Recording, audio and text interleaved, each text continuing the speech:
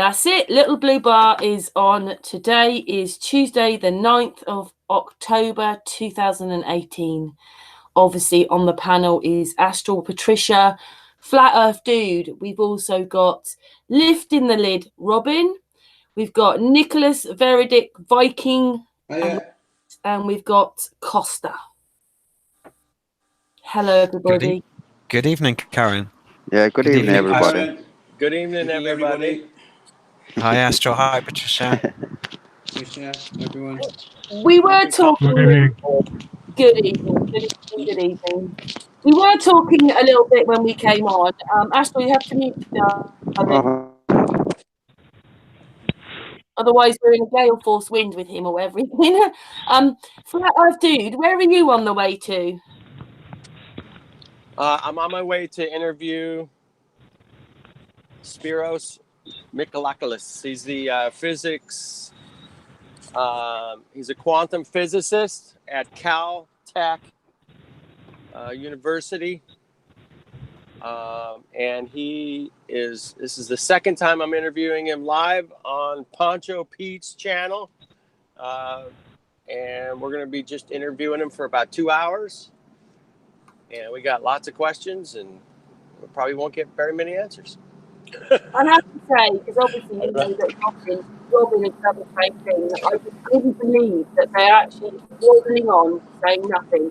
And I was trying to explain it. The one that Flat Earth Dude was going, someone was asking him, what was his theory and everything, and he was basically going, well, you have to go through it, under it, over it, out the other side, turn around, look, make a decision, come back. That was it. Yeah. Rubbish. Absolute rubbish. It's Disney physics. Disney physics. They're not saying anything. It's Disneyland. Just imagine. Yeah. Imagine it's a theory. Yeah. Yeah. When he said that. It's a theory. Imagine it's a theory. Just imagine it's a theory, you know. So that's what I'm doing. I'm driving up there. We're going to start in about 3.5 hours. So. Thing is, we've got real people doing real experiments. Even Flat Earth Dude uses his telescopes, got a P900. Dave Marsh, Stan Smith. We've got real people doing real things. We're so lucky, really. And then all these people with all these PhDs. We'll have to find a new connotation like what PhDs mean, because it's rubbish. Don't you agree, Robin? Tell me more about there was the interview. Harry interviewed a physics teacher or something. What was that? Yeah, exactly. So Harry's in the chat room. So Harry, Roxanne, Jason, lovely to see you in the chat room. Cheers, everybody. Cheers, Harry. Hi. Wicked tour, Hi, Dawn. Dawn. Joe, Lady Onyx, City, Nimblehorse, Marcel, Dawn, Harry, Jason, Roxanne, Rose Tinted. I think that's it. I can see so far. Names on here, I think. Yeah, so if you go to my channel, which is Liftin The Lid, you'll see 4 videos ago. I'll pop it in the chat room now. Harry and Jason in the very first tour day in Taunton in the middle of September came across a physics teacher, and it just caught my imagination because when you listen to the conversation, you'll hear how they cover all the aspects of, cognitive dissonance, and how if you really do some proper observations, you can see how flat the earth is, etc. But more importantly, this was a guy who went to university, studied physics, became a primary school teacher, and then quit because of flat earth. So this was a huge revelation in the middle of a high street interview in Taunton. And he then went on to say, I'm following your channel, Harry, and it's such a pleasure to meet you. And the interview lasts about 18 minutes.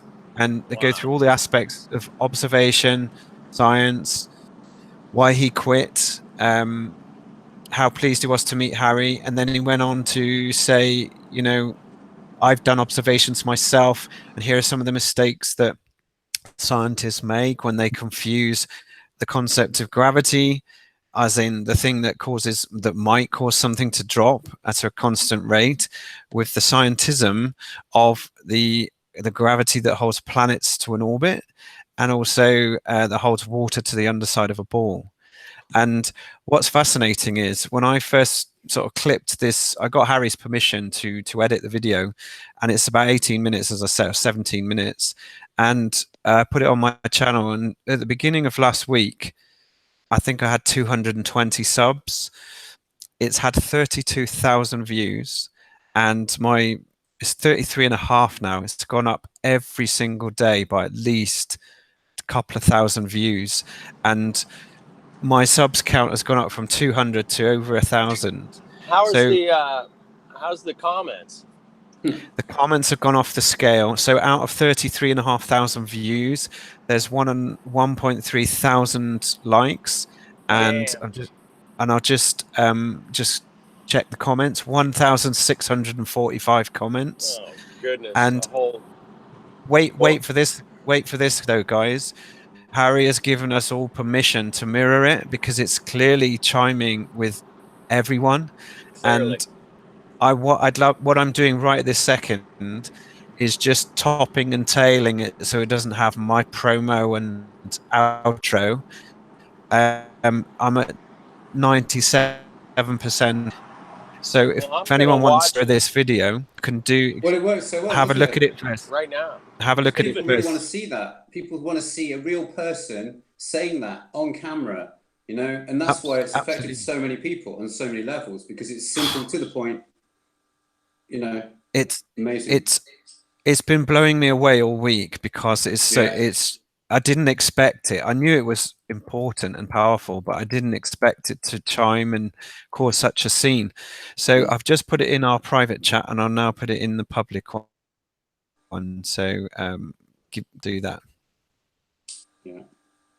I don't know if anyone else is able to do that, but yeah, I'm just searching for the public link at the minute, and we'll go from there. But yeah, so Harry's in the chat room. I'm not sure if he's commented yet, but basically we've been chatting away the last few days, just talking about this and other things, and you know, this needs to be done. This needs to be shared as far and wide as possible, because it's chiming with so many people. I'm so glad he realised he was waffling. Not now. I mean, he knows now. He's realised what it's all about. But when I think of because obviously I mirrored Flat Earth Dudes one, so I watched it again and again, and I, you know, like realising this guy had nothing to say. Crazy. It's a bit like the astrocosmologist I spoke to, who, excuse me. I find it so bizarre. Sorry to interject, but I just find it so bizarre that apparently an intelligent, apparent human being cannot get their head around this or discuss it in a kind of normal, calm manner without spouting some absolute nonsense. Yeah. I mean, it just amazes me. You just cannot have a conversation. You know, I've met a couple of physicists, and they just one of them just glitched out completely. It was unbelievable. That's mad. Yeah, it's really mad. It's unbelievable how they can so indoctrinated that he was physically kind of glitching out in front of me and did not know how to form his words. And then what took over that was just anger. Certainly triggered at that point. Oh yeah, totally. In the past, they would have looked up to these people, wouldn't they, when they brought them on and they said that they were a physicist with a PhD? Yeah. And you realise that they're laughing at us, and actually they're the ones with all the stupid nothing to say. Well, I think this is time when people will start actually paying some attention and seeing the reactions of these people. Maybe this will sort of, you know, avalanche and start seeing more people and physicists put on the spot and just bumble, just, you know. Totally, and go back to the astrocosmologist I saw. He was being set up by a documentary filmmaker to meet me, and he had a couple of filming sessions with Nicolas, who may not have prepped him as well as I perhaps would have liked, i.e. he didn't have a busload of flat earth facts to address and do some homework on. But when I actually quizzed him on things I thought an astrocosmologist should know, things like, how hot is the thermosphere? And, what's the expectation on curvature? And, what about the Van Allen belts? And why is the moon's orbit giving us just one side all the time? Those things I thought would be pretty ABC for an astrocosmologist, but he's so far off the scale in his field of research and study. He's out into dark matter and everything, like quantum. No basic. Yeah, and when I did a bit of research on cosmology, I'd forgotten all about the film The Principle, where what's his name, Miyaku says cosmology is out by a factor of 1 to the power of 120 when we're talking estimation. It's like, right. And that's what Andy the teacher says on the streets in Taunton. He says all of cosmology is just an estimation and a guesswork. Yeah. So how reliable is any of this? And therefore you come to the realization that, and Andy puts it so precisely, this teacher, he says, they've blurred the edges of what is real science, i.e. we can observe maybe a constant rate of drop of something of 9.8 meters per second. But when we start thinking about gravity that holds water to a ball or keeps a planet in an orbit, this is just speculation. And that's where they've got the man on the street just confused. Yeah. Because, I interviewed, in one of my activisms, I interviewed a guy who claimed to make satellites. And he kept smirking at me. He kept smirking and saying, "Oh, that's called gravity." He was reading my leaflet, Karen, which is this one here. It's the DIRTH. Lisa's going to be a load of those. Yeah, I got told today in a comment, you haven't answered this properly and you've got no idea about gravity. Yeah. So one of these things here, it says number 9, gravity. Gravity is a theory easily explained by buoyancy and density. It was needed to justify everything being pulled to the center of a spinning ball. That's 3 sextillion pounds of water. So I was just referring to the contradiction that we have to make an assumption that water is held to a ball by gravity. And he read it out, smirking, saying, "Oh yeah, you don't have a concept of up and down, do you?" And I was thinking, I said, if you are the pilot or the passenger in that plane and you've gone from here all the way around to here, you're now upside down whether you like it or not. And all the drinks you have in your drinks tray are now on your lap. So yeah, people just can't get it. They are so locked into their current thinking. It's so strange. And what was beautiful is this guy is now laughing at me. This wonderful Polish lady is walking by with her pushchair, and she said, "Yes, you should listen to him. He's talking sense." And wonderful. All the while, I have this onlooker who's got a leaflet in his hand. He's been listening for 10 minutes, and he's just about to go for lunch with his flat Earth friend. Nice, who no perfect doubt, timing. who no doubt was going to flat smack him. I couldn't have wished for better timing. Absolutely. And then my mate Dan was having a coffee later on, 5 minutes later, down in the park canteen. And the guy who was a satellite maker said, "Oh, I bet you there's no flat earthers anywhere near this park." And my mate Dan piped up, "I'm a flat earther." His face, boom. So hilarious, but yeah, that's the thing. The cognitive dissonance is so locked in. It's like so chiseling strong, away. isn't it, in some people? But it's fine. You've got to be patient and kind, because I think my astrocosmologist is the kind of guy who might admit privately that I had a point. Because I remember playing him the Lem Lunar Takeoff on my phone in the train on the way back, because Nicolas, bless him, the filmmaker, had set us up with tickets back from where we were, which was 45 minutes train ride from where we were into St Pancras, London. Nice. So I had him for 45 minutes, and I had him with my slide deck all prepared on my iPad, and I played him the Lem Lunar Takeoff. And you know, he's had a whole career of this. He's so invested. He's never going to come out publicly, but he looked at me and went a bit quiet that day. And I know that I got to him. I know that I did. There's no denying it. But you know what, you got to meet people where they are and try not to disrespect them, and hopefully they'll come out of it. Sent me a video, and I think it was, who was it? I can't remember who it was now. Really bad of me. I've forgotten the name. But what it was is basically, it was saying that once people have been told, like even like you passing, and you say the Earth is flat, and after that they're cowards. Then it's not cognitive dissonance. It's they're cowards. I don't know if you build up a belief system, which, let's face it, we've all had. How entrenched is it?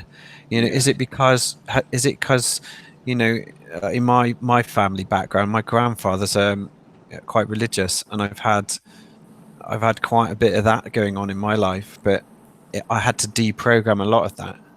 If you've had 2 generations of scientists and heavy duty education guys, you know, I came out of that mindset and went into more business, which is a lot more about, let's be creative, let's figure out solutions for things and maybe think outside the box.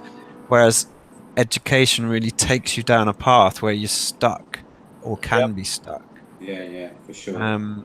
And I don't quite know how you wake people up out of that. But I remember the first time I got into business, I was doing a network marketing company. It was a company in the UK which sold utilities. And I came across a few teachers who woke up because they'd done personal development that taught them about the money system.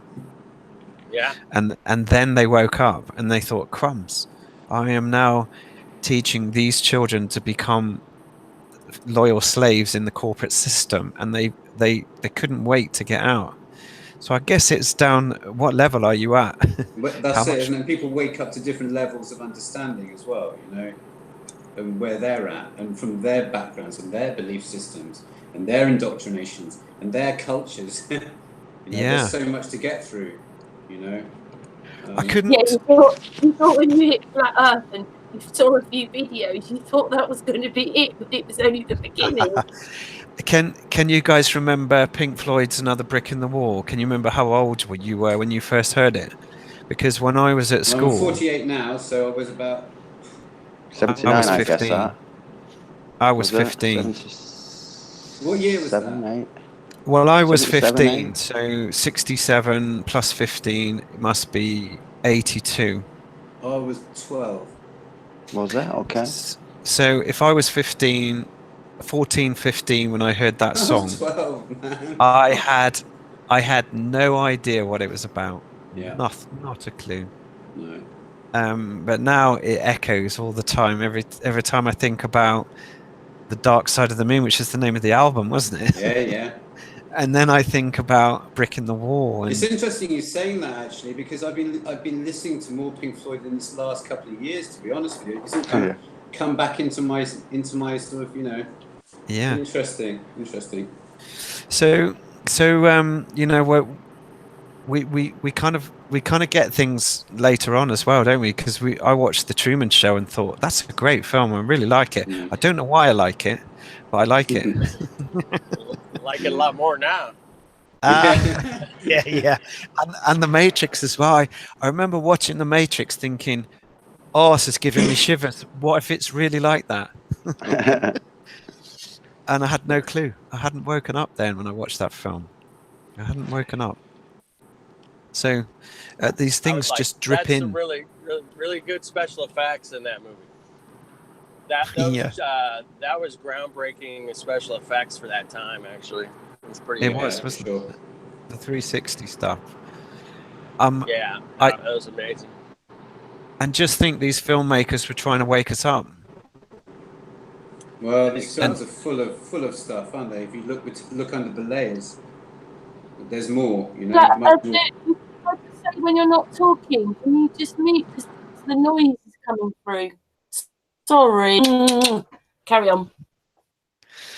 so going back to scientists and talking to scientists, Karen, I had a interview which I lined up through one of your subscribers who approached me.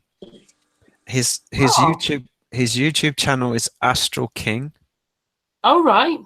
Yeah, he And- he messaged me quite a lot. He does, or they do. And he's a lovely guy, and he's a chemistry grad, an amateur astronomer, and he approached me and said, I'd like to do a hangout and do a conversation about your challenge to scientists. And I didn't know what to expect. I left it nice and open. I set up a Skype call. I recorded it. He gave me permission to play it back. And then I set some slides to the points that we were making. And it lasted just about an hour. And all the way through, Astral King gives me confirmation and validation that all of his observations come towards the flat earth model. Now, he came up with some interesting ideas about, he thinks there's a fourth dimension and a toroidal field around the earth, which is interesting. Well, I'm more And into that idea. yeah, and That there's a Taurus energy, you know, like Santos Bonacci talks about. yeah, absolutely.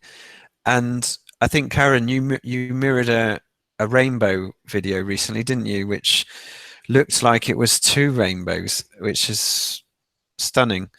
But it just goes to Not just that, on the rainbow, you could actually see the clouds coming through the rainbow. So when people are fantastic. looking, these things aren't always as high as you think they are. The clouds are in the rainbow. I was like, wow, don't know if I've seen that myself. But anyway, carry on. Yeah. So where I'm going to with this is, this lovely guy came on my channel. We recorded something and I posted it up recently. And what I'm trying to do at the moment is trying to log as many conversations with scientists as possible, because what we might find is all those that are willing to come forwards are likely to go, yeah, I'm in agreement with you. And if we can, and I know Flat Earth Dude, you say you're just about to do an interview stroke debate. If we can get one who's taking the other position, then fantastic for the record. Because let the people decide. Let the people decide how much nonsense is coming from the science side. And if there is merit on the other side, then let's listen, let's weigh it up, let's design and discern. But I think it's great that more and more scientists we can get to the table, the better. Because it opens up the honest debate, and it opens up that, let's have an honest conversation. Absolutely. Which might encourage more of the professionals to come forward. Or what I'd like to see is someone who's just retiring with, 50 accolades on his educational career, who's highly esteemed, who now just doesn't give a monkeys. He's got his pension in the bag. Let him come forward. Nobel Prize on his Prize on his mantelpiece. Can I just say something? Between you and Flat Earth Dude, haven't you already proved it? They don't know nothing. That's two people, Karen. hundreds of miles away from each other, doing the same thing, not knowing really they're both doing the same thing. And then when you watch it, it's not even just a little bit rubbish. It's absolute waddle nonsense that they're talking. I love it. I love it. True. But it's nice seeing them be put in that position, to be honest, and to be asked these questions and watching them squirming and fumbling and just regurgitating. It's just great, really. Yeah, well, they have a special kind of, I call it word sewage, because that's all it is, isn't it? You know, it's like diarrhea of the highest caliber that comes out Yeah, of their did you mouth. notice You know, that they have to say, "Well, I've got a PhD." Well, what does that mean? Yeah. Because What does it mean? if those things mean something, I'd rather give one to Dave Marsh, Stan Smith, Mr. Thrive and Survive, Crow Yeah. 777. You know, the list goes on. Sorry if I haven't mentioned you, but you know, the list goes on. They are the ones that need the PhD. Those people is twaddle. Yeah. No, I agree. I agree. They're you know, part of the machine. You see, Karen, the big machine. You know. Do you know what? I only realised the other day because Flat Earth Dude wrote to me and he said something and he said he was really disappointed. But it's only when you watch it you realise why he's disappointed. Because the guy just is talking rubbish. Yeah. I know. I tell you what, Flat Earth Dude, I travelled all the way from Bristol. I had an itinerary of a laser test on the Medway, followed by a documentary filmmaker shooting us at the end of a pier, and we were and I'd set myself up with so many facts in my head, and I was so hyped for this moment. But then, sort of 10 minutes in, I realised you don't have anything. You haven't got anything. So what were you doing for the last 2 months when we were preparing for this? And it occurred to me, I need to be kind to him because I just don't think he had any idea that a flat earther comes armed with loads of information. Yeah. They really want to do something about this. They care about it, and an astrocosmologist probably thought, "Oh, what do I need to do? I'm sorted for life." Exactly. You see, And they're then, so comfortable in their confidence and their egos. You know. well, to his credit, I actually think he didn't have a huge ego. I just think No. he was Fair play. You know. the first part of your statement, Nicholas, was just more comfortable. Yeah. Yeah. I think So maybe in general, if you will consider it this, they expect to win. They expect to win Well, any that's it, isn't argument because it's the cognitive dissonance in them that says, "Oh, this is hands down. I'm not going to lose this argument," you know. But because they've never fully considered it before, that's probably the problem. You know, Yeah. they've never taken it on board and thought about, could it be flat? Your So questioning them as a question. You're putting them up against it, and they can't do it. well, would you let's like see to what we would you like to come on the panel tonight? Ask Spiros a couple questions. Oh yeah. I'm serious. I can get you Oh on the yeah. Poncho channel hangout. I think he's talking to you as well, Nicholas. But I think he's talking to Robin. I mean, this is going to be in about 3 hours' time. That'd be good to watch. Okay. If I'm awake. I would love to, but I'm sorry, I've got a full day Okay. of commitments tomorrow. Right. It would crucify me, but thank you so much anyway. Appreciate the offer. We got it covered. We'll let you know. Mind you, you can't arrange it again with Flat Earth Dude to talk to Spiros yourself another day. Oh, Yeah. absolutely. Although he might probably go, no, I don't want to do it. I can I certainly can't get do it. you I can't his email. answer.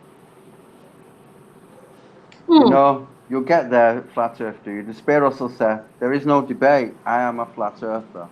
Yeah. You could say, I've done my homework and I'm now one of you. That's it. Hey, Flat Earth Dude, when you did do one, you can sit there I'll thinking you've got questions and they might be able to give you something. And when you ask them, they've got nothing to say. They just come out with rubbish. Yeah, I I know agree. that you were shot. I think Flat Earth Dude was in the shot. Yeah. I'm going to show him Brian Mullen's closing statement on his proof of they faked the R and the G in the math equation for the globe. Anyway, it's about 3 minutes. Sorry, you're breaking up a little bit, Flat Earth Dude. I really hate that. When he's breaking up, you can't hear us. Yeah, I didn't get that. Flat Earth Dude, you've broken up. I think he's gone. Kosta, what do you make of all this then? Well, it's great news to hear about that teacher. I saw the video and it was really amazing. Yeah. It is. So things come out more open now, and people hear about this all the time.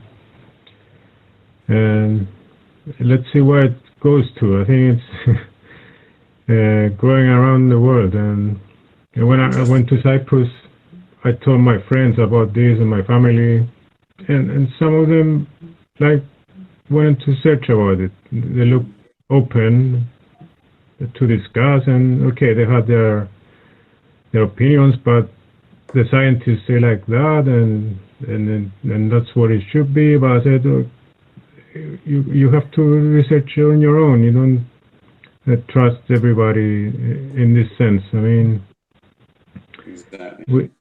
We need to open up a bit more. And yeah, and your work lifting the veil is. I saw some of your videos. I think you did the one in the Bristol Channel. Was that yours?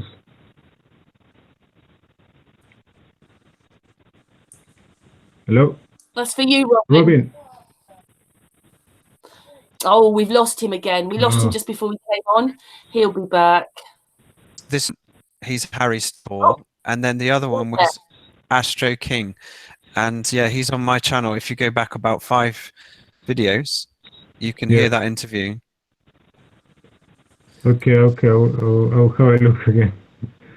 Oh, thank you. I'll share it. I'll share it if you like. Yeah, because there are nice views from the Bristol Channel.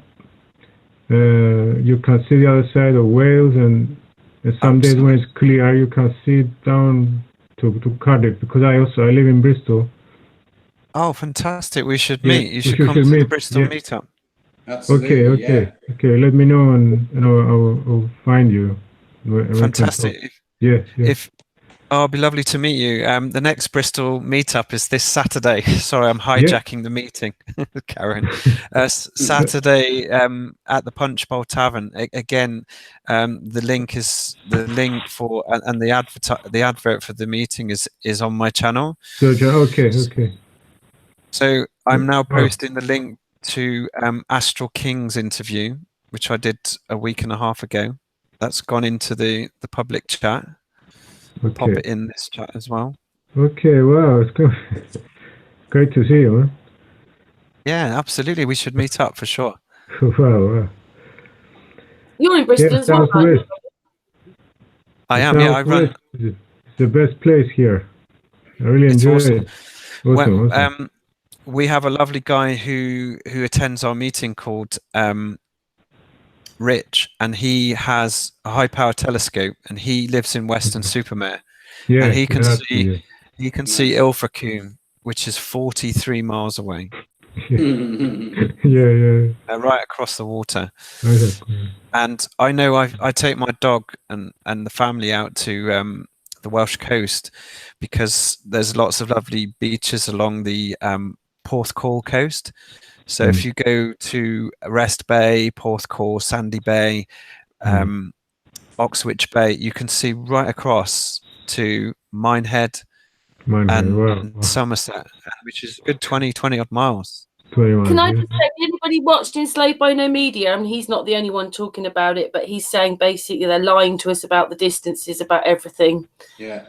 So everything in the camera, on Google Maps, it's all lies. All the miles are twisted, aren't they? So that means that's maybe why people are seeing it then, because it's not actually as far away as they think it is. But it still should be able to see, there should be curvature and all that crap, which there isn't. Yeah. There's some very interesting information on that channel, actually. Put P900, so the one where she's put the camera on the beach.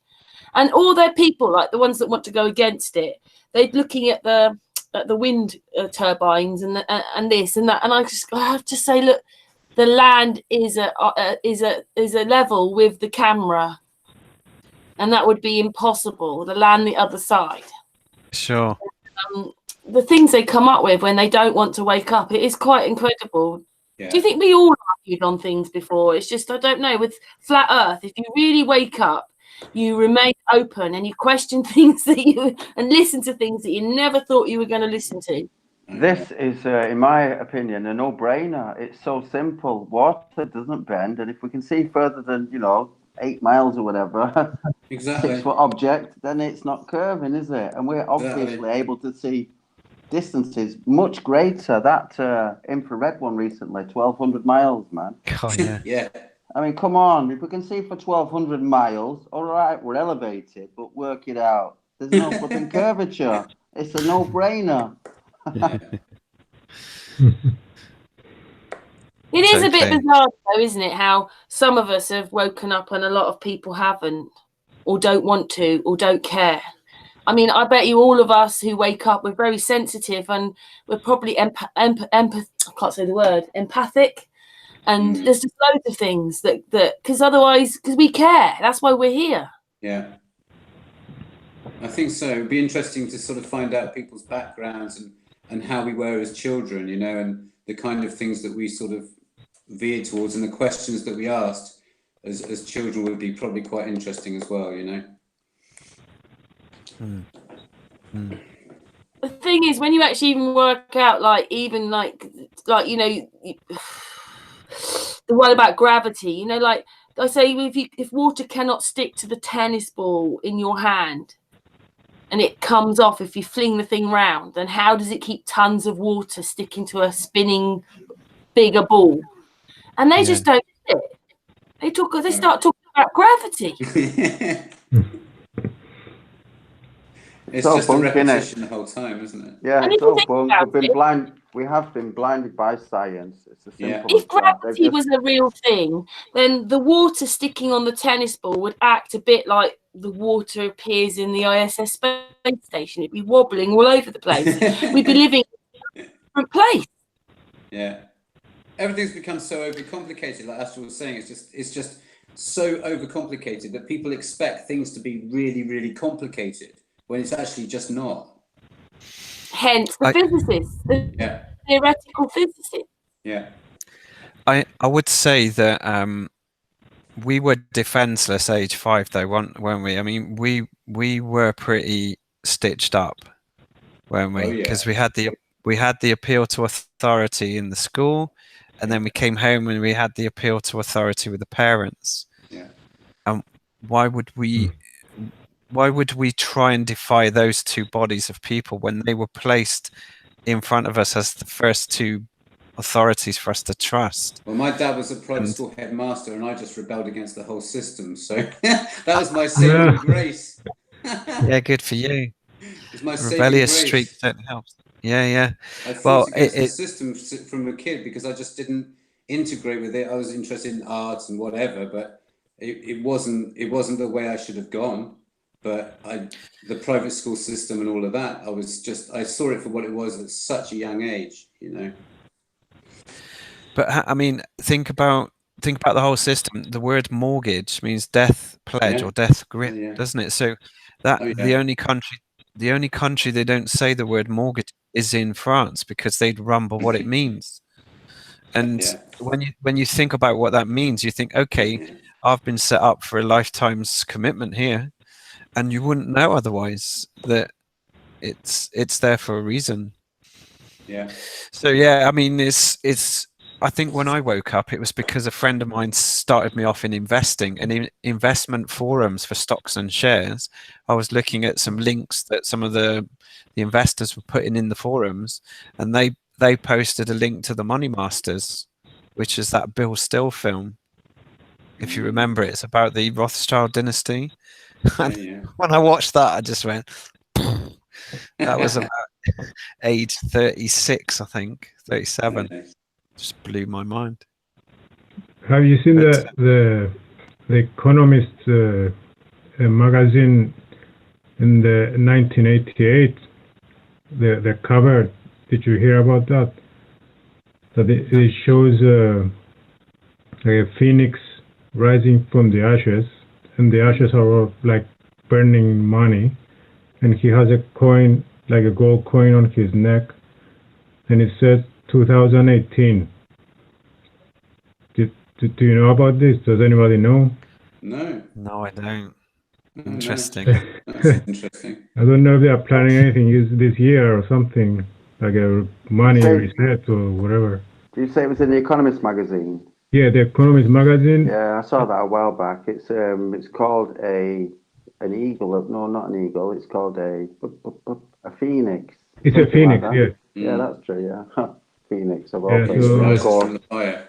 Exactly, rising from the ashes. Yeah. Interesting.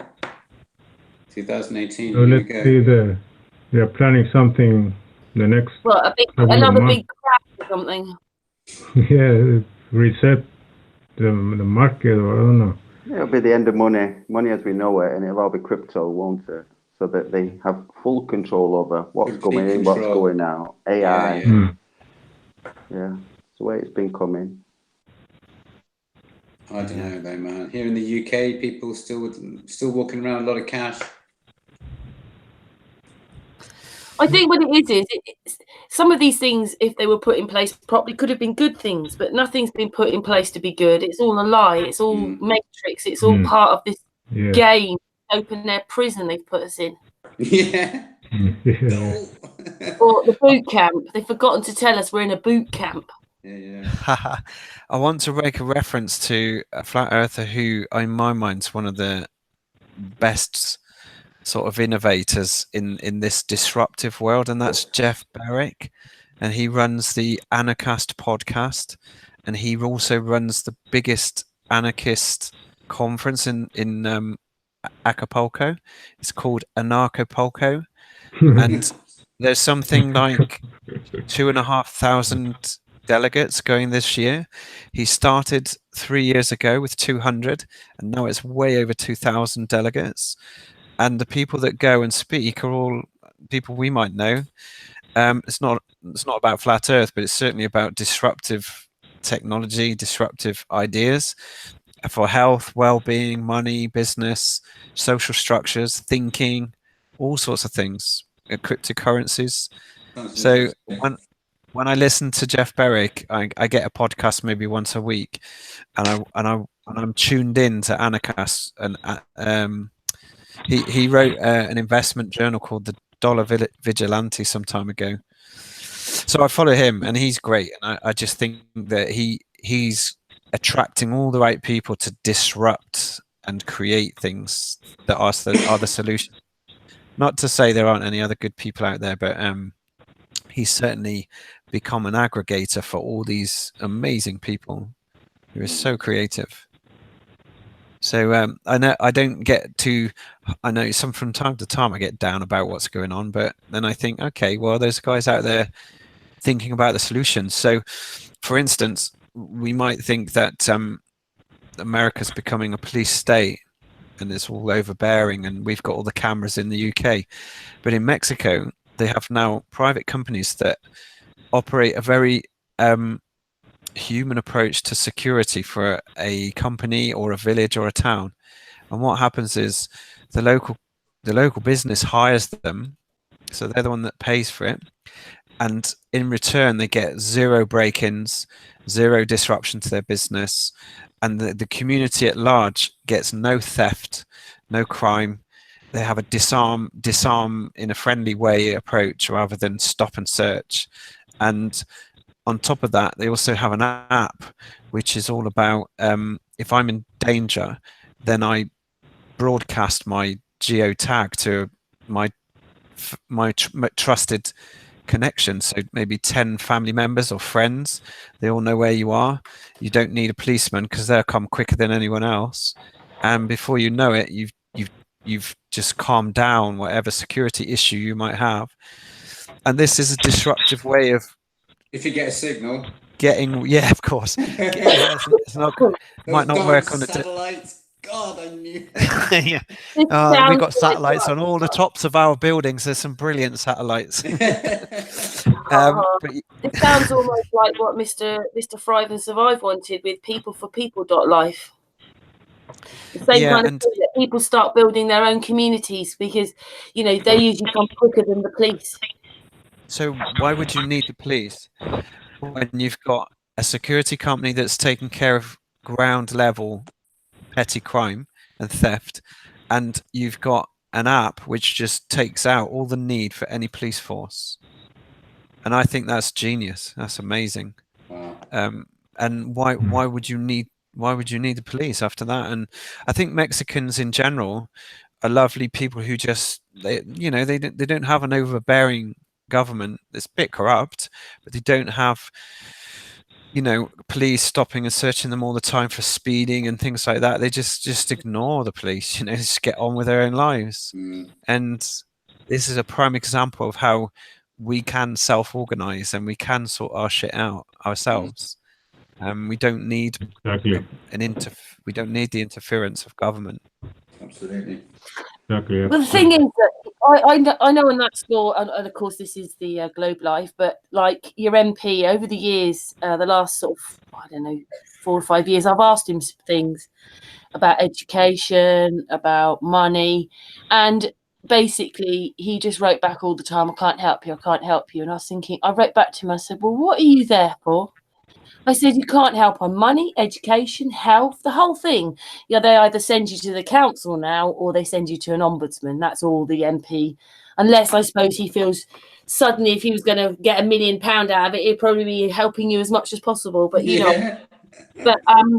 so basically I just said to him, you must be there for the cup of tea in the House of Commons then, because you're not helping the people.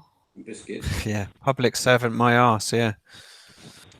Well, I find it hard. I find it hard to believe that any of them are helping the public. Although that's their job, they seem to more or less help themselves in a lot of cases. Oh, very much, very, very self-serving. That's for sure. Yeah, I know when we need less of them. And I couldn't believe it that they made me wait 4 years, and then they said they couldn't help me because of the time. And you're thinking, oh my God, there's another body of people being paid millions. It's a government body being paid millions of pounds a year, and they're doing nothing. Yeah. It's frustrating, isn't it? Very, very frustrating. Because I just think the place that makes you wait is the place that then turns around and says we can't help because too much time's happened. They obviously wanted that to happen, so they're actually siding with the banks. So yeah, this made me think they're being paid all that money to do nothing, because 9 times out of 10 they're going to turn around. The only way it'll work is if the company decides, okay, we'll give them a bit more. Other than that, there's nothing they can do. And you think they make you wait 4 years to tell you that. Ridiculous. Yeah. So none of it works. No, that's right. Well, I don't know about the UK politics system. There's once you set yourself up as an independent party, then you suddenly got the weight of the world on you. It would be a bit of a crazy scenario to try and set up from scratch. I don't know how you do it. You just get people to opt out, do their own thing. Yeah, we're only left with not voting anymore, aren't you? There's no, I went into, I did want to do the Brexit thing. That was the last thing, even though I know in the bigger scheme of things, now it meant nothing. But, on the box, it doesn't say I'm voting, but I don't want these people. So you're still voting, but you're not voting. And I said to this girl, well, it's not on that. Why isn't that there? And she said, I don't know. I never thought about that. And I think that's where a lot of society is. They just don't think about it. Yeah. Because everything, Kardashians, whatever it is, television, fake news. As we all know, I just hope that people start really waking up when the weatherman are pretending that they're sort of waist deep and then someone's walking past them by. Yeah. Or what was it? The wind. I can't like that. And then someone's just walking normally behind them. I mean, that's really funny. Everybody wake it up.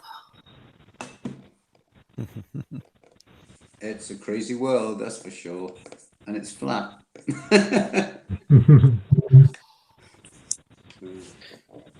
So, what's everyone got planned for the next few weeks? Anything Flat Earth related?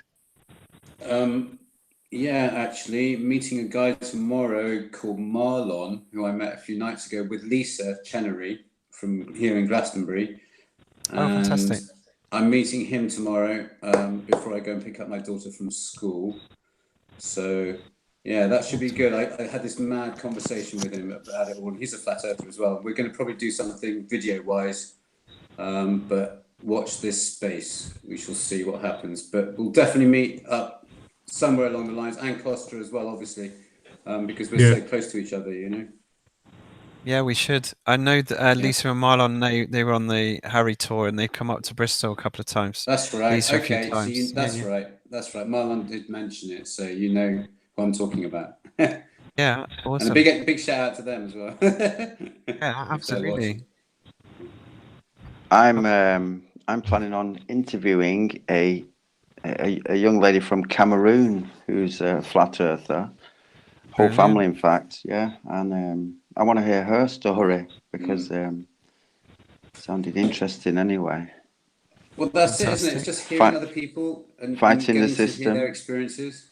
Yeah, I mean, they put a globe in front of them and say, "This is where you live," and the kids in the classroom are like scratching their head, saying, "Well, how does that work exactly?" You know, and then they get told about gravity and stuff, and it's like, well, what? No, it's not. I mean, it's not fair, is it, to do something like that at such a young age when we know it's, molly twaddle or whatever you want to call it. It ain't true. Can I just say that Marilyn in the chat room's asking for a link, and I can't remember which bit it's about now. Where is she? Where's Marilyn gone? Don't forget to ask Robin about that guy's channel. Which channel? Astral King? Acapulco. Oh, an Acapulco. Yeah, I'll pop it in the link. I'll pop it in the channel now. One second. Just to say, I'm meeting up with Room in a couple of weeks, and maybe nice. Cosmic Cat, who comes in the chat room. I've met them before. I met them with Martin Leakey. Yeah, I forget where we went now. We went to, oh my goodness, I can't remember, where Patricia Steer wasn't very well, that one. I just missed her, a physicist who has nothing to say. It is a real shock, though, isn't it, to realise that it's not that they have any information. They actually don't. I mean, they don't have any information. No. Well, I'm going to be bringing him some information. How's that? I bet you are. I going to bring him live. Yeah, we're going to be live on Poncho Pete. Ah, okay. All right. Great. So I think what's made you go back again then? I don't know. He called. He basically called us and said, "Let's do it again." Really? It was kind of a shock. Yeah, I was like, "Okay, well, yeah, okay." What day? Tuesday. All right, let's do it. Everybody was willing to come back, so, and we got the same location. So you never know. He might be telling you he's gone flat. Maybe. Yeah, it'll be interesting. We're gonna have a panel on a hangout like this, and then have him in the room with 4 other flat earthers. So it should be interesting. Thank you. Gracias. Oh, we lost Robin, but he's back again. Silly old internet. Yeah. Nuisance. Yeah, I still just find it really incredible that they actually had nothing to say. Nothing. They didn't even reel out a couple of books or a couple of long words that you wouldn't have known what the meaning was, but at least it would have been something. At least some flow charts. What does that make everybody? Then everybody's just waking up more and becoming, well, I don't know, more intellectual, more scientific, more like scientists, more like, what is it then? What do you think?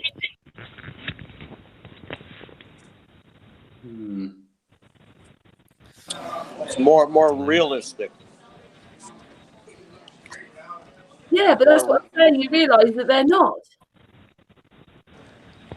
Well, more people are becoming more realistic. Yeah. Yeah. Or people want more reality or something.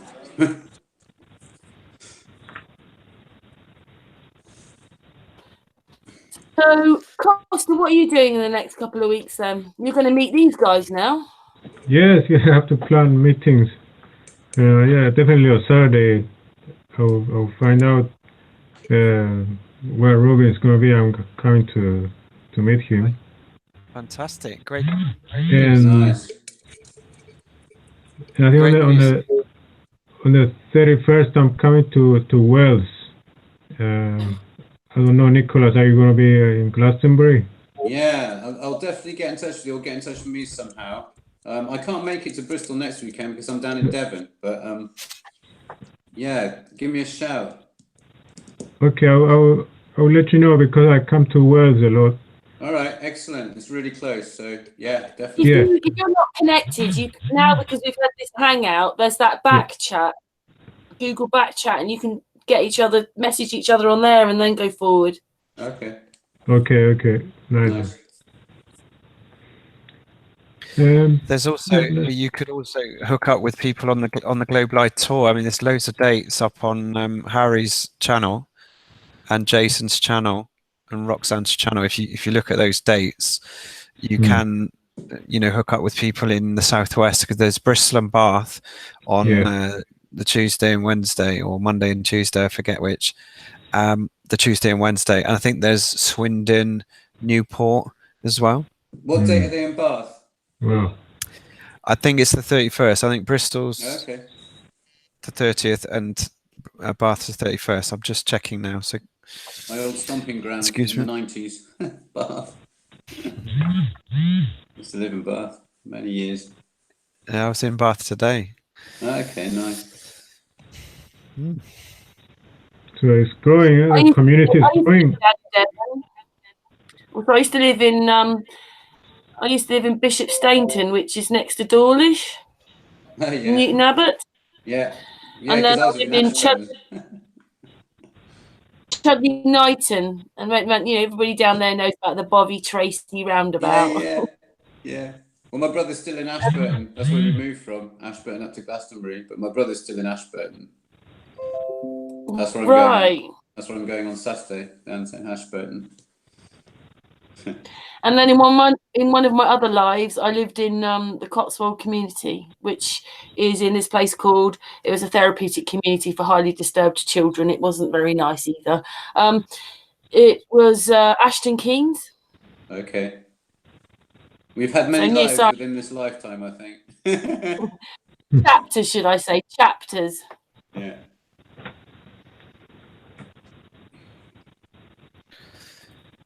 Yeah, I'm just popping all the Globe Live tour dates in the chat room, guys. I hope it can put them all in. Oh, there's too many. I'll put a link. Okay. I'll put a link. You've got something else that's happening around you, haven't you, Robin? Something else. Trying to think. What with the filmmaker? Oh yeah, so Nicolas from Canada. He filmed us doing this astrocosmologist meeting, and he's finished making the film. I've just caught him on WhatsApp tonight. I haven't got a date yet, but I'm sure he told me it's pretty much finished. So hopefully in the next week or so, I should get a copy of it. Should be great. I'll be able to share it on my channel and ping it around to a few places. So it'd be great to come back on or whenever, or let you know when it's ready. Can I ask, what was the film for? What was the intention of it? Well, Nicholas cottoned on to Flat Earth probably 2016. It was autumn 2016, and he was a media studies student, quite a mature media studies student, and he thought this is the time to now think about putting our project together to hand in for his university degree. And he approached myself and Charlotte at, I think it was the May meetup this year, and the intention for it was initially to show trust. What do you trust as your sources for making up your mind about things, specifically science? Because he's a science and media studies student. And as the film progressed, he changed his mind and thought it was more pertinent to show the contrast, but also the common ground for two people on opposite ends of the spectrum. So during the making of the film, he came to Bristol and he asked me all about flat Earth and why I became a flat earther and what evidence I had, etc., etc. And he also came over to Weston-super-Mare, where Harry, Jason, Ruben, John Thor, Charlotte, Dave, Richie and Artie were helping me out with my first activism. And so they tracked a bit of that. And then we had this laser experiment and the one-to-one conversation, which I thought was going to be a ding-dong battle, but it ended up being a one-way street. But I think the culmination of the film will show the contrast and maybe the common ground of two people trying to figure out their truths. It's not really about here's how to sell flat Earth. It's more about, why does this guy believe this? Why does this guy go down this road? I think I remember him saying, we set up the astronomer as the go-to authority for this, knowing full well we need to attack that assumption that he's the go-to authority, because when you get presented with contrary evidence, you might have a second thought. And so it's going to be interesting. It's more of a human approach to both these concepts. Yeah, it sounds very interesting. I'm looking forward to seeing that, actually. Yeah. Nice. More of an honest appraisal of human belief systems, I guess, and what we trust is truth. Yeah. You're also doing something else as well, aren't you, with scientists or no, physicists? Physicists, aren't you? Well, I've created a website called provetheglobe.com, and the idea with that one is we have a website and a video attached to the website that allows you to approach a scientist in a small way, i.e. you might be just a friend or a family friend or someone you know is a teacher, and say, do you want to come on a Skype or a face-to-face and show that you know what the evidence is for a globe? The idea is you challenge that person a reasonable amount of times, and on the third attempt, we will put them on and they don't answer back, we'll put them on the Hall of Shame, which is just a bit of fun. And if they answer in the affirmative and come to the table, then we put them on the Hall of Fame. And it's just a bit of fun, really, but it is to highlight the fact that I think over time the Hall of Fame is going to fill up with flat Earth scientists, and the Hall of Shame is probably going to be pretty empty. Maybe you could ask Flat Earth Dude if this guy he's going to see now, it will come on your. Yeah. Well, if you record it for me, Flat Earth Dude, or just give me the outcome, I'll happily put him on the Hall of Fame for agreeing, and we'll put a blog and show the video footage or the evidence or whatever outcomes you want to record. We can put him in the Hall of Fame because this is his second time he's come back. Fantastic. And did a live stream on Pancho Pete's channel. And we'll save the video there, of course. Well, if I now know where you're going to record it, I can take a snip from it, and perhaps you can let me know what you thought of the outcome. Yeah, well, we will see, man. We got a lot of people contributing tonight, and the last time we went, excuse me, and it's just super exciting stuff. My goodness, this is if we can get this guy to get us into JPL, he can get us to some really, rocket guys, scientists. Oh, wow. This guy knows these people. They're all around this area. UCLA, we got USC, we got, this guy, if he's our friend, we're hoping that he'll invite us to Rocket Man to some more of these kind of guys, and we'll just we'll take one at a time and see what they got. And yep. Here's what we got. What do you got? Fantastic. Nice. And that's how we want to treat it. We're not here to make enemies. We're not here to call anybody names. Loud voices do not equal really good science. So we want to see the science. We want to be involved in the science. Take us out. Show us something. Show us that satellite that's in stationary orbit at 26,000 miles. Get that telescope out. Let me take a look at it. Yeah. It's right there. It's not moving. You don't even have to move, once you zoom in on it. Come on. Let's use that 100-inch telescope. See if we can see it. Awesome. That's great. I'm sure they'll say there it is. It's 50 meters. It's 20 meters across, and we can see it 200 miles away, doing 17,000 miles an hour. I just want to see the stationary satellites. Pick one. There's a bunch of them. Those don't move, so it should be easy to zoom in on it and focus. And let me see that with my eyeball. Or we can send somebody up to the ISS like Karen. Karen would go in a minute. And if Karen says it's round, I'll be a glober. You wouldn't believe me anyway if I said it was. Like Karen. Can I just say, dude, Robin's put his email in, but I think you're on your phone. So what I'll do is, Robin, I'll send Flat Earth Dude your email later. Okay. Actually, can you do that to Kosta as well for me? Because I'm on an iPad. I'll tell you what, and I can't do anything tonight, on it. when we start live streaming, I'll put the link in this back chat here for you guys. Okay, also, Nicholas, if I got your email address, or just send it to me in Messenger and then I'll send it on to him. Okay, because I can't access anything off this thing, so. Yeah, me too. Yeah, thanks. Can you? Yeah, you can't go in the back chat here, guys, or what? No. No, I can't access anything from an iPad. It's really weird. Oh, you can. You have to. You can if you're on Google. Nicholas, Google Hangout. If you're on Google Hangouts, you can. Maybe I can. I just don't know how to, and I don't want to disrupt the. Yeah, no, all right. But when you finish, when you finish, don't hang up, and I can tell you a couple of things maybe then and help you. Right. It's pretty easy. It is a bit more exciting when we listen to the fact that he's doing something. I mean, obviously, good Harry and Jason and Roxanne in the chat room. You are.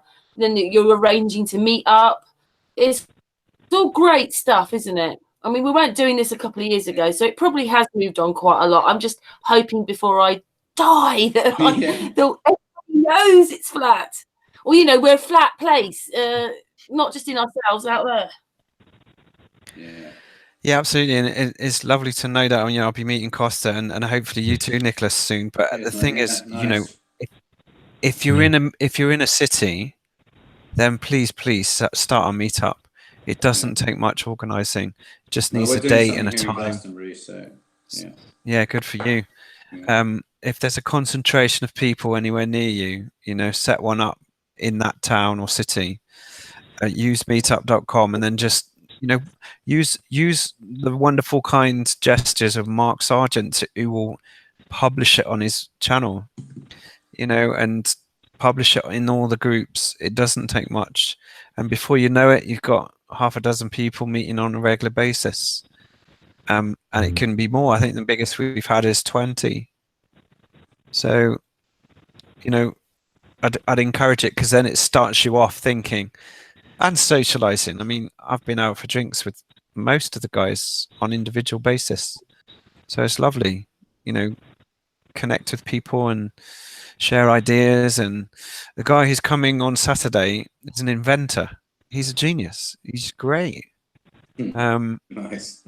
He's the kind of guy who will make quantum leaps in really big directions. I'm excited to discover more about Phil and what he can do in the flat Earth world. But you should. He's a great guy. Good. So, Robin, can I ask you something?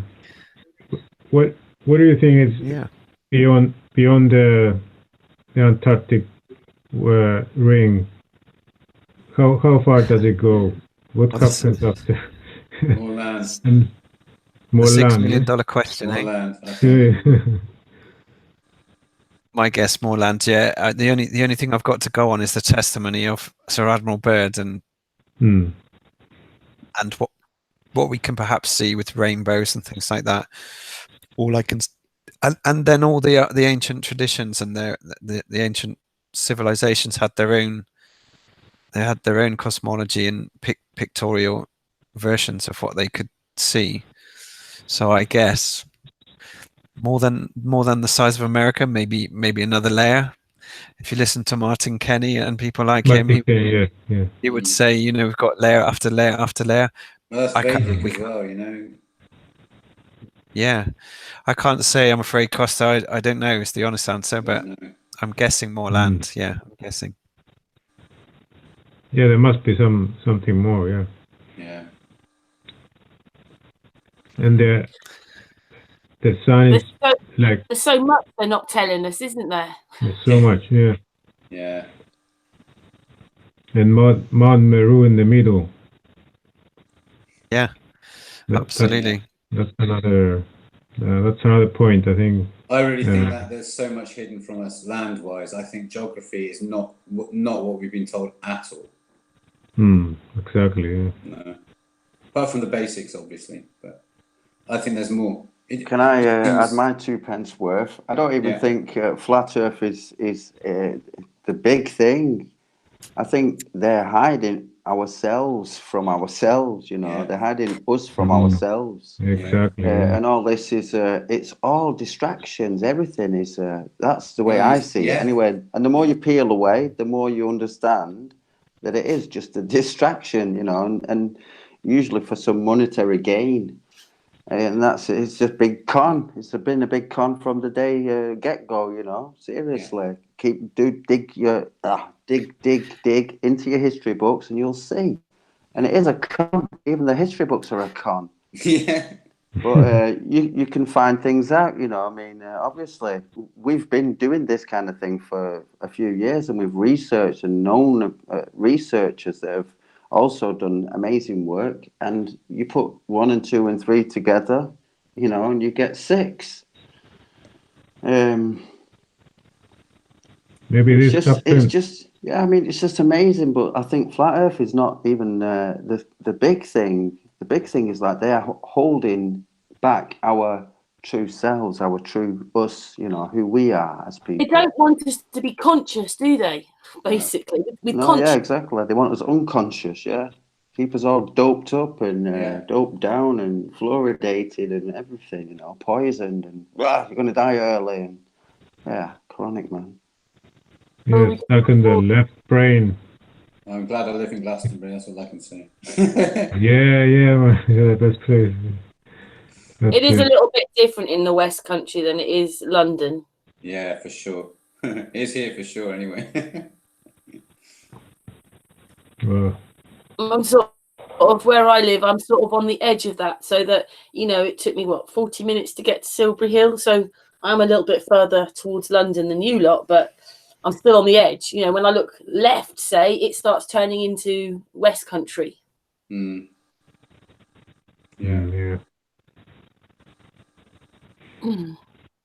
So, Robin, you've sort of come from almost nowhere, haven't you? I don't remember you a few months ago, and now you're quite an activist. Yeah.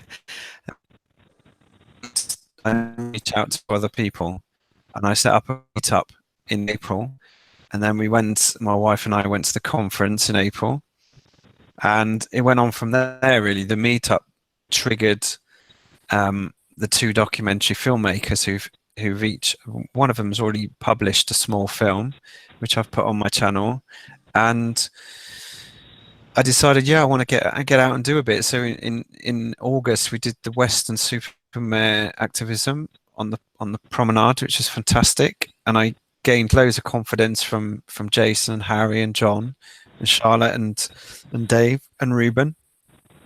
And after that, I thought, well, there's nothing stopping me doing this on my own. So I had a banner, I had a little camera on a camera holster, and I'm still rubbish correctly But yeah, I've done 4 walkouts to the park. Just take the dog, put the banner down, and invite people. And it's triggered some groups.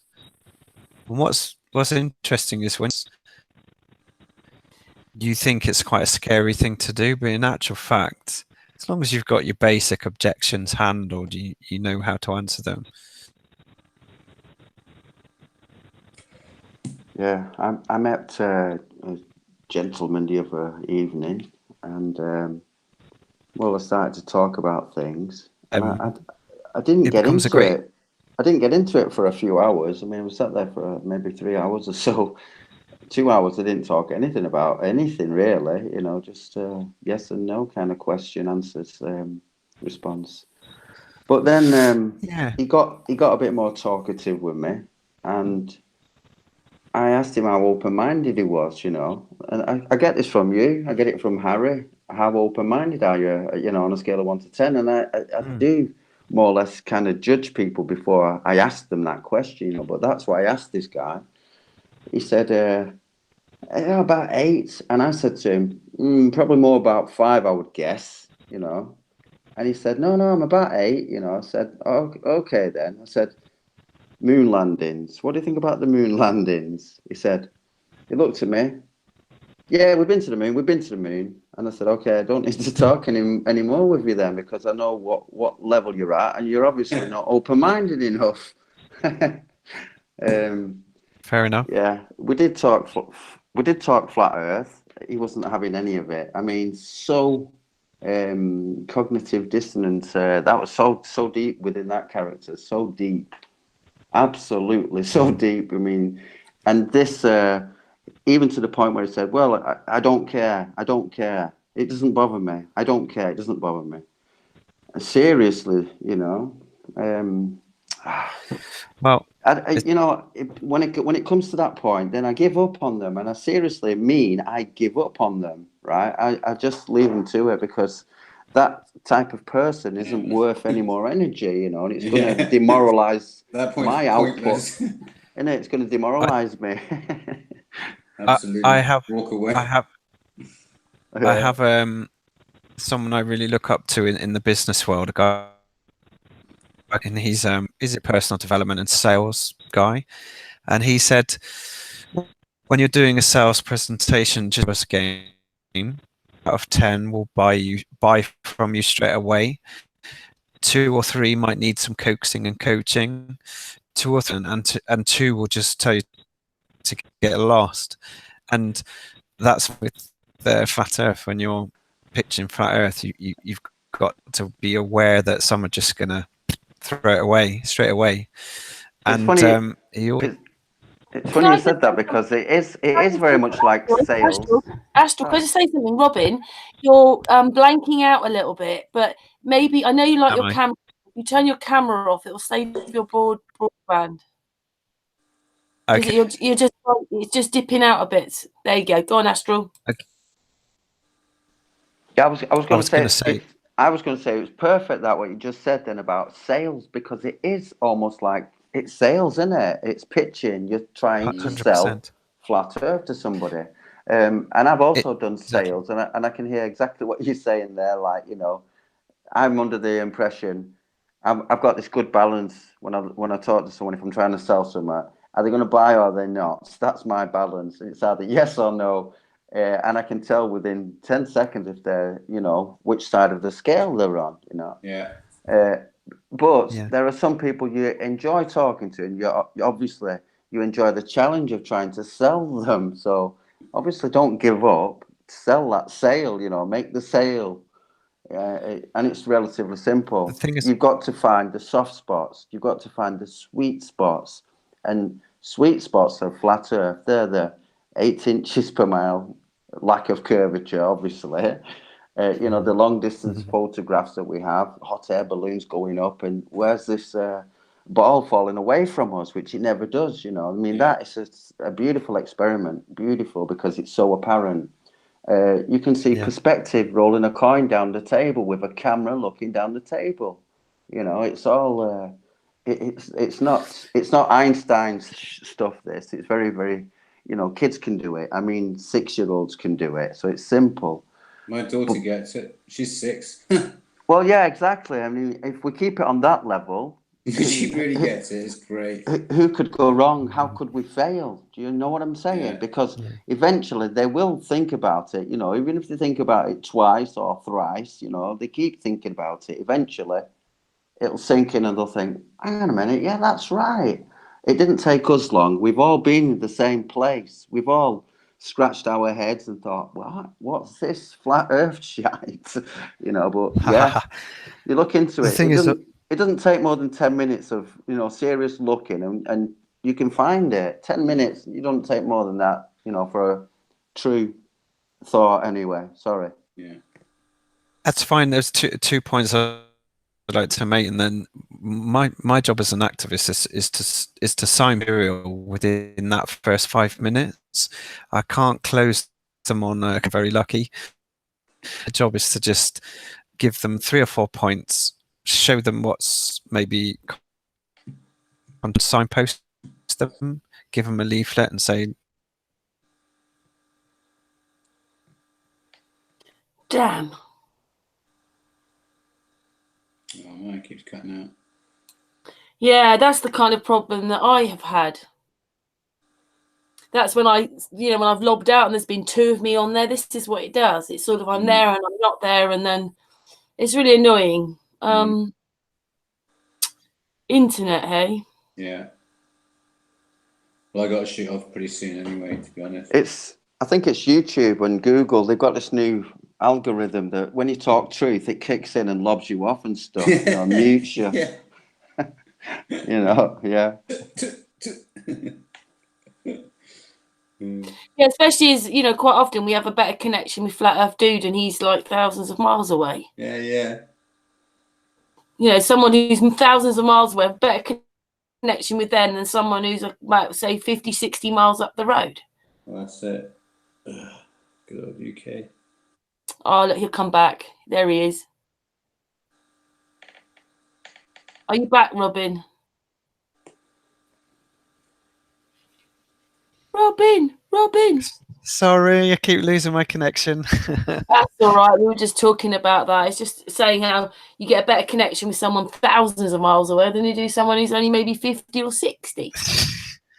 I don't know what it is. Maybe the kid. Are you on Virgin by any chance? I am, yeah. It's dropped out tonight a few times. Been okay during the day though. Yeah, this is the problem I've had. I made them give me a new bot. Well, they put a new router thing in for me the other day because I've had the same problem, and it's very frustrating when you're doing Hangouts when your computer lobs off like this. Tell them that you think you're being hacked by MI5 or something. See if they'll come out any faster. No, I was just saying, I don't know how much of what you got earlier, but there was 2 points I wanted to make. One of them was even the best presentation of all time was the Sermon on the Mount, and even then there were laughers, mockers, and those that walked away. But and I always take that to heart really, because when you're pitching something, there's always laughers and mockers and those that walk away. It's just that's just the way it is. Don't wrestle with it. Yeah, I myself can't do it either. I think, like when Astral, you see they've got as a wall immediately, and I can't because they're on a different vibration and things. Yeah, totally. I agree. And when they say and do things, it just makes me feel really negative. Yeah. Wow. Fair enough. I mean, what you can do is just go, well, have a lovely day, and just let them go. Yeah. Just let them go. What I mean is, if I try and say something and then nothing, that's it. That's it for me. I don't argue the thing. I can't. Yeah. Well, a prime example was Harry on tour last week. I believe it was in Ireland, and he was having a fantastic day until some guy took it upon himself to be an idiot. Yeah, I saw it. Yeah. It was because he couldn't handle it. He couldn't handle the. Well, it was almost like he was getting rejected all the time. Yeah. Is that the one in Dublin? Yeah, that's right. Yeah, in Dublin. Did you guys see I made a music video out of that? Oh no, I didn't see that. It's on my channel. It live though. It's on my. I was watching it live too. Yeah, I'll watch it. It's called Bendy Water. I'm gonna have a look at that. You gotta see it, man. Oh, It's yeah. hilarious. To that. It's hilarious. I made Sweet. myself laugh with it when I made it. I'm like, oh, this is perfect. Is it been I look forward to uploaded that. to Paul and the It's Plains on Flat my Earth Music TV? Flat Earth Dude. Is it on Paul and the Plains Flat Earth Music TV channel? Not yet. Oh, it will Well, be. well, though. I've seen it. I've got Okay. it. I can't wait to got watch it now. Nice. All right. Yeah. Version 2. Yeah. 2. Yeah, the latest one, the most recent one. Yeah, there was one with the music and one without. So I added the music. It's my original music, so no copyrights or anything. But yeah, it was funny. That guy totally snapped out, man. Yeah, he did. But that's one of those things, isn't it? It's either they can accept it, take it on board because they are open-minded, or they're not open-minded and it's like, oh, what's going on? Then boom, they just explode. They burn and burst and, cook over. Yeah. So they can't handle it, yeah. And I think that guy he was getting too many walls placed in front of him. Well, it's because of, you can just see if you zoom in again with your camera and, he's like, what? No, can you?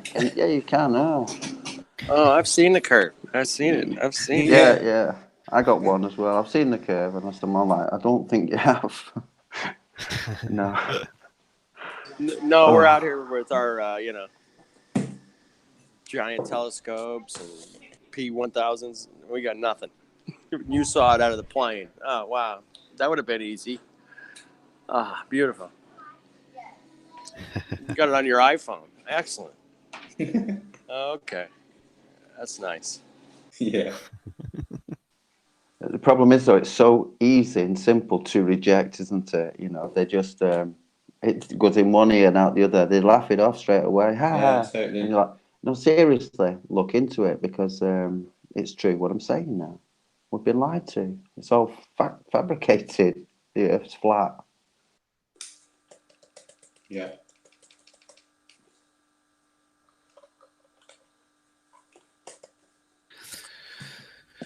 Well, there's going to be some good examples on the Harry's tour. He's building up so much material. Oh, it's ridiculous. It's amazing.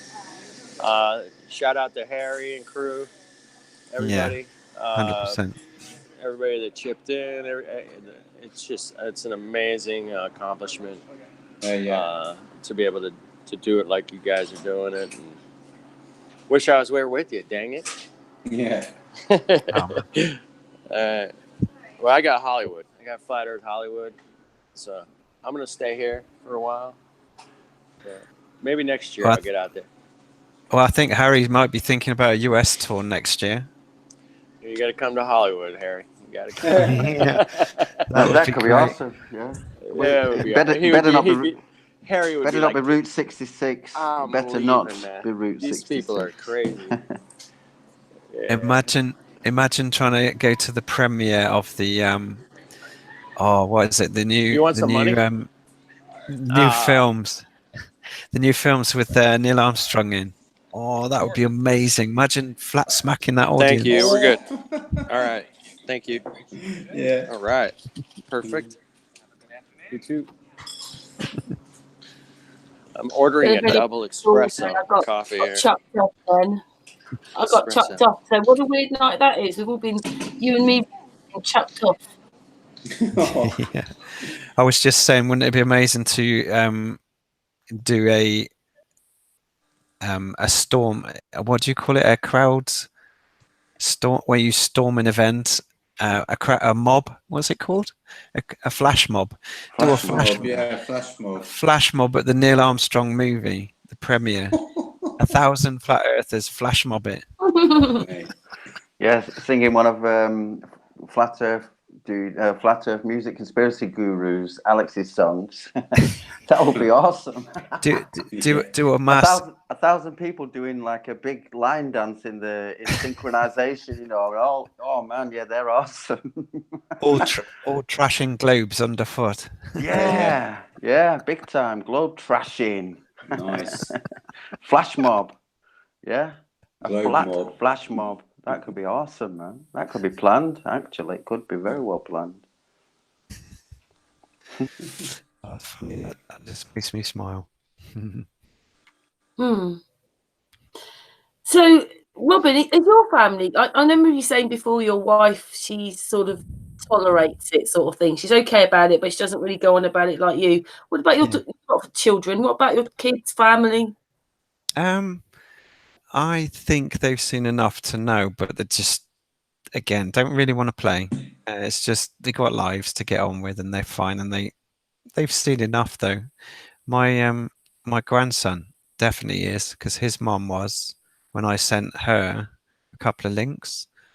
So I'd just say they're just getting on with their lives. They don't really want to check it out too much. But they're cool. They're cool with me doing it. They know I've got a channel. They know I'm getting on with things, so it's fine. I'm hoping they'll look a bit deeper in due course, but I can't convince them without them feeling I'm browbeating them. So I'll let them let them look in their own time, and maybe it'll be their friends that share it. What about you, Nicholas? Well, my wife knows it's not a ball spinning through space, but she's like me. We don't know what it is, you know. Don't know what it is. What about friends and family? Do they think bananas, or do they? No, because I'm quite lucky in the sense that my mum's quite sort of into her sort of Indian spirituality and all of that, and has been for many, many years. And my father as well, and having lived out in India and all of that. So they've been quite open-minded. I mean, I wouldn't say, I don't know, more and more, my mum doesn't laugh so much anymore. She sort of thinks about it more. And my dad actually mentioned something today about some friend of his who's a Buddhist, actually, was a flat earther. And it was just so weird for my dad to say that, so from where he's coming from, you know. So I think people are becoming more open to it, and more, because it's so obvious. I mean, when you really, if you're you know, observant and have a sort of questioning mind, and you look at some of this stuff, you can see that there's so many holes in the globe that, especially with NASA, I mean, you've got to start questioning it, whether you believe the Earth is flat or whatever it is. You know, people are starting, I think, to question it more. You know. Which is good. Yeah. What about you? What about you, Kosta? I showed my wife on the plane. We're on the way to Poland. I went to Poland for a wedding. I told her, you see how it is? It looks flat. The Earth is flat. I told her that, and she turned around to me and she said, "You are crazy." Poor Kosta, he's lovely. Lovely Yeah, man. I said, look into it. It's really flat. Don't you see it? It's on the outside the plane, the window. That's all you see. It's nothing. You don't see any curvature, nothing at all. No, she wouldn't believe me. She told me to stop looking at the videos from YouTube, stop listening, you know. Oh man. I mean, I don't get it, man. Some people they don't want to look further, to investigate, but I think I'm lucky. They're stuck in the left brain, and it's hard to go out of there. Once you are in there, it's really hard to go out. It's like a scary place. To see something different, it makes you uncomfortable, and even you feel offense, like getting angry and all that stuff. Yeah. For me, I found it make me much better, like a person. The last few years, I'm looking into this, not only flat Earth, generally, and with spirituality and more things with the government, what's going on, and the monetary system, the rulers, how they control things, and you see how big this thing is. I mean, it's not something that has been done now for a few years, and they just jumped out of somewhere and they thought to make NASA and all that. This goes back thousands of years. It's a whole conspiracy. At least the last 3,000 to 4,000 years from the time of Akhenaten. And it's going on. Then they teach the bloodlines. They know how it goes, and they teach the rest of them. And we just came in this life here. Maybe it's our first time on Earth, and we start looking things because we have a more higher sense of understanding somehow. That's why we're on this hangout, and there are people who get things easier, let's say, or faster than others. Yeah, for sure. Yeah. And we are growing. The good thing that it's growing. That's a positive thing for me. It's not something that it's been said, but they forgot about it, and we go on to other things, and that's forgotten. No, this is getting bigger. It's growing. It's a massive thing. Wow, I feel so excited. Thanks for everything. Keep on doing what you're doing. It's gonna go big. Definitely. Fantastic. Karen Astro, I've got some news. Nicolas has come back and said the documentary will be ready on Saturday. Oh. And he also sent me a photo. If I can get it anywhere near the camera. Can you see? I'm posting a picture of a poster in Kensington High Street. Yeah. Oh my goodness! Which has got. He walked past it today, and he said, "Water does not bend." That was Kensington High Street. So just leave it back a little bit, because we all went woohoo, and we could. Then you disappeared off the screen. Put it back for a second, Robin. Right, this is a poster in Kensington High Street. I'll see if I can get it to focus. There you go. No bendy water. Bendy water, my son.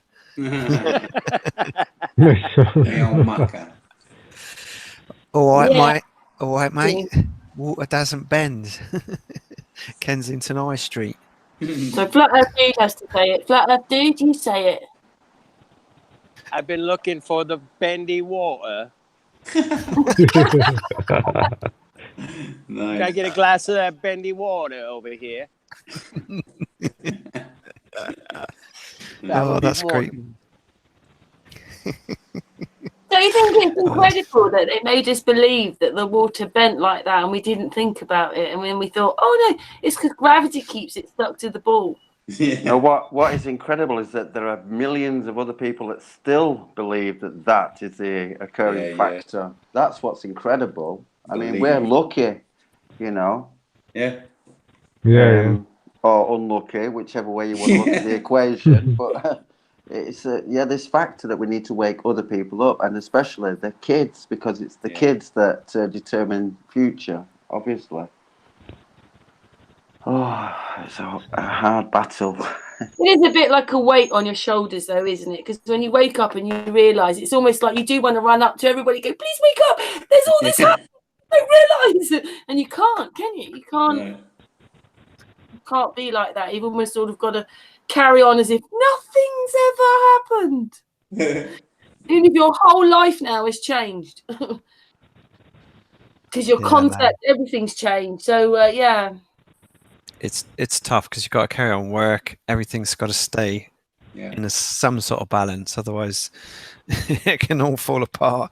So you've got to hang in there. Yeah, it's like secret. It's your secret after work thing. You can accidentally mention it in work and find out. Oh, I was in the canteen and I remember seeing on my LinkedIn on my phone Elon Musk and the magical landing rockets all landing on the podiums, and I was laughing and going, "Oh my life, what is this?" And someone said, "What?" I said, "Elon Musk. Look at it. It's so fake." And then I realized, oh shit, there's 10 people in there who just looked at me. I've just accused Elon Musk of faking rockets. And it was like all eyes on me. And this guy goes, "Why? What? Don't you believe him then? They're glitching out. Why would he fake it?" And I had to get into a, can we establish that there's a crime first before we go to the motive? And I had to quickly shut it down. I thought, no, I can't go there. This could turn into a lunchtime from hell. I got to accidentally shared it with the wrong people. That one, why would they fake it? The thing is that you almost need to turn around to that person and say, yeah, and they go, well, why did they fake it? Well, have you got a year? And I'll explain it to you. Yeah. Do you want your life turned upside down, the red or the blue pill? Thing is, once you you venture on in this, you can't go back and pretend it's the other thing anymore. No, you You can't. can't. Even if, you know, to be well, actually, no, I'm going to use those words. Even if everybody now is sort of saying we don't want to say what shape it is right now because none of us know. So everybody's sort of going back to that bit a bit. And but yeah, Holly. Yeah, you got to. There isn't it, because NASA is a complete lie. I know that's. So it is really done. Not an accident, is it? No, I mean you got to pick who you share it with for sure. Can't just scattergun that one at work. Mind you, Rich from Bristol, I went out on his works do. It's like a end of summer do on the SS Great Britain, and he's handing out flyers to everyone he knows at work. Unbelievable. It's about 80 people. There's about 80 people there on the SS Great Britain. He's got this amazing loud suit on, which is so funny. It just provokes reaction. Everyone loves him to bits because he's just full of beans. And he's handing out leaflets and stickers all night. I also thought just the other day actually about putting leaflets in these tourist bureaus. These tourist bureaus where they've got why not? boat trip and this day outing, and you can go to a bread factory or whatever they've got, and just make like a threefold. These is it A? Yeah. I don't even know what size it is. A. Well, stickers are good as well, aren't they? I think stickers is a good thing because if you've gone back to yours and people have written things, or usually someone will write something over some. Yeah, I've seen others that people write things on it. Well, that one I've just showed you was just chalk, wasn't it? Take some chalk with you, just write on places. But Dan, who comes to the Bristol meetup, he became a flat earther due to the stickers left at work in the gents' toilets.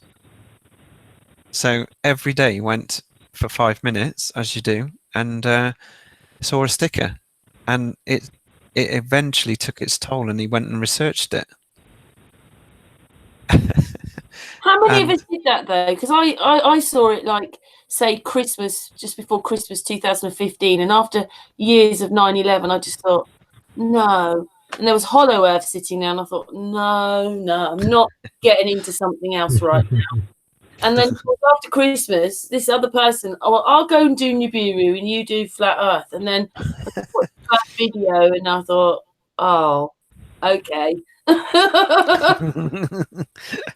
Immediately it was like, right, it completely changed everything. Just one video. Well, it creates a ripple effect, doesn't it? And the stickers and what have you. And because Dan, because of this conversion, if you like, has now got himself on every bus stop in Bristol. What a genius idea. Yeah, but again, as a society though, it's quite narcissistic out there, isn't it, unfortunately now? Well, those who are ready to receive it will. And stickers are not a bad little spot if you're going back to the same bus stop every day. Yeah, so I think stickers are good. In the right places where you're going to see them all the time. I think it's a great idea. Wouldn't it be great if they were on buses? Yeah. Oh, that'd be so brilliant. Yeah, but what what is stopping us from paying for advertising space? Because I've often thought that as well. There's plenty of spaces around where I am with LED lighting beside the road. I've yet to look into the cost of that. I've looked into the cost of a banner. That's 1,500 krona, £150 for a month, you know, which ain't too bad. But then I need a banner. I've got a banner. I just need to fabricate it so it says "Research Flat Earth Dummies," you know, something like that. But yeah, we can pay for it. Why can't we pay for it? They've done it in America. They pay for a big banner in America, haven't they? I mean, motorway signs. They've got them all over the place, man. Why should it say McDonald's or something shite, where it could say "Research Flat Earth"? It is a thing. I think that's quite good if you're walking down the road and you saw a T-shirt, "Research Flat Earth, dummy." Not sure of the conversion rate of that one, but I've actually used that because at times I can be rather forward, you know, in my speech. But anyway, I said to this guy, I said, "The Earth's flat, mate," and he's like, "What?" I said, "Yeah, it's flat. Look into it." He's like, "Oh, it's not flat." I said, "It is. I'm serious." And I'm walking away from him, and I said, "Research Flat Earth," and he looked at me, and I said, "Dummy," really loud, like, you know. And there was, I don't know, a handful of people around anyway, but I made sure that they heard I said, "Research Flat Earth, dummy," you know. well, I'm sure you got a reaction. But it's not in a way that I want to provoke an attack or anything like that. I said it in a loving way, you know, always in a loving way, smiling for sure. But it's like, I know something you don't, kind of a thing, you know, which is true. And I want people to know. I want people to know. It isn't just like you say, it is about flat Earth, but it's what it entails, the rest of it, everything. That's the bit you want everybody to know, isn't it? Yeah. It's just incredible, isn't it? I mean, they talk about concentration camps and all that. They've kind of done it to us. For sure. For sure. And it's self-policing as well, isn't it? You daren't jump out of your little pen and put your head up and say, "I think something different." It's quite self-enforcing, isn't it? Yeah, that's what I'm saying. It's like flat Earth's a secret. Yeah. But it isn't really, is it? But again, they're keeping us sort of, you know, like you're saying with the NASA stuff. I mean, I've even found one myself, as you know, I've put about 30 videos out about NASA, but this one's got a paused astronaut. One's sort of floating around and the other one's paused. It's like, you know, like someone would stop that, surely. Like it's on the media. Like even NASA can see it. You know, and what? No one says nothing. They really don't care. Nothing.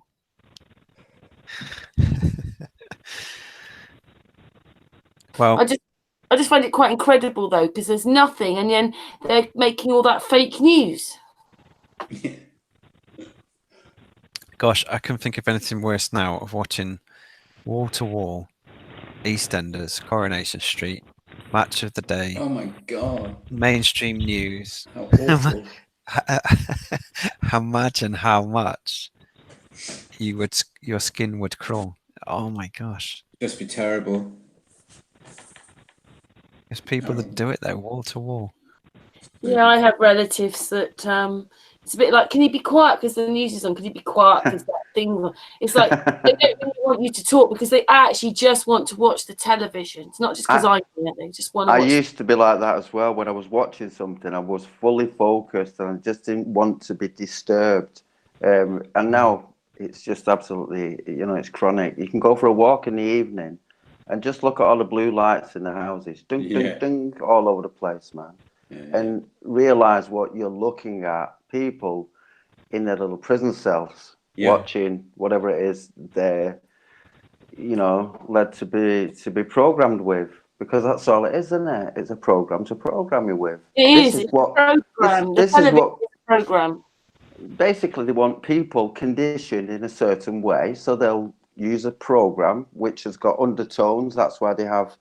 I mean, we see it as program A, program B, program C, whatever. But underneath that, there are underlying tones with, you know, music and all this lot, and also like, you know, the politics behind it.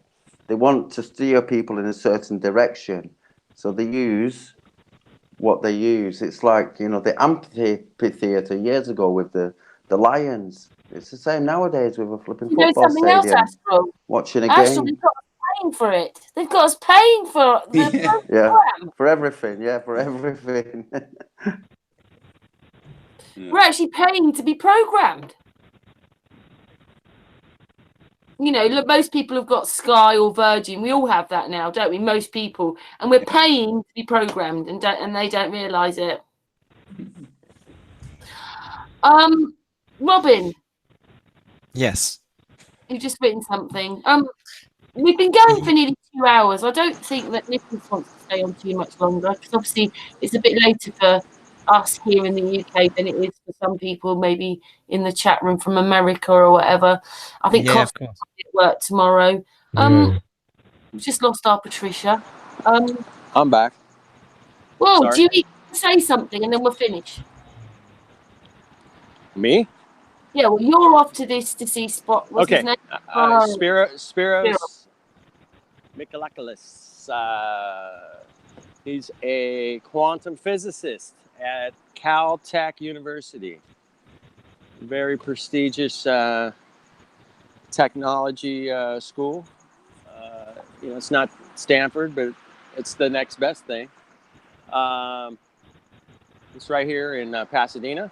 That's where I'm meeting him. I'm going to interview him with 4 flat earthers in the room on Poncho Pete's channel, live with about 10 panelists, a bunch of flat earthers, eager with questions, a bunch of really smart. You know, we got a nice mix. We got Karen B coming on. We got Jibby Jedi. He's amazing with astronomy.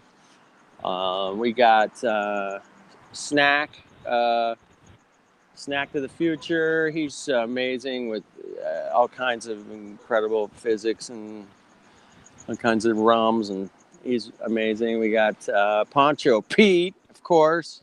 He's the magician with a great sense of humor, and he kind of keeps it light for all of us, which we like to do. No heated arguments here tonight. No name calling. No finger pointing. And we're just hanging out. And we're asking questions. We're showing videos. And it's going to be a great evening with for the Flat Earth. It's a great evening, man. We get to interview a real physicist that lives in the quantum realm, which is not seeable with the naked eye. Thank you, Flat Earth Dude, for doing this to show us that he's talking dribble. Yeah.